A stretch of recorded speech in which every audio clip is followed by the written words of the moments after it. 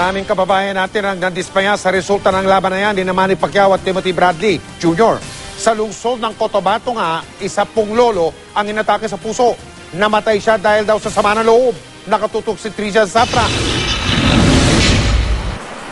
Mapait ang sinapit ng 64 na taong gulang na taga-suporta ni Pacman sa poblasyon Cotabato City.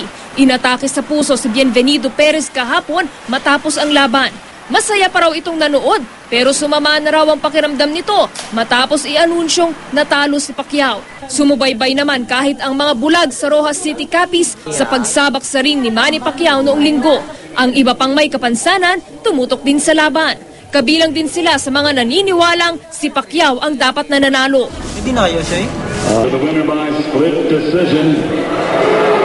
And no! Sa Zamboanga at Coronadal City, bakas sa mukha ng mga fans ang pagkalungkot nang si Bradley ang inanunsyong nanalo. Kasi kitang-kita naman natin malinaw. Kung para sa akin, si Pacquiao talaga ang lamang.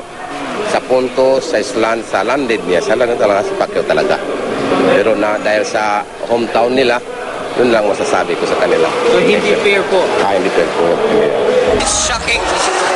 So hindi ko pa na-expect. Masakit pa bilang isang masugid nga fans ni Manny Pacquiao.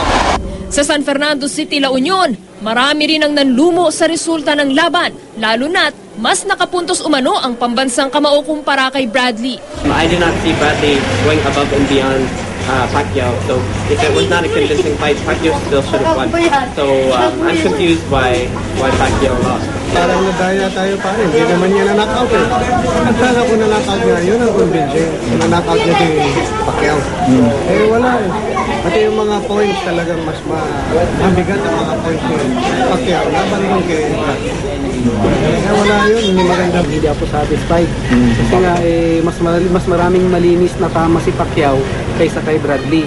Nakita naman natin sa mga replay, mga suntok, at saka sa mga slow-mo, na talagang mas solid yung tama. Marami man ang dismayado sa resulta ng laban, nagkakaisa naman ang maraming fans ng pambansang kamao na nananatiling kampyon sa puso ng mga Pilipino, si Manny Pacquiao.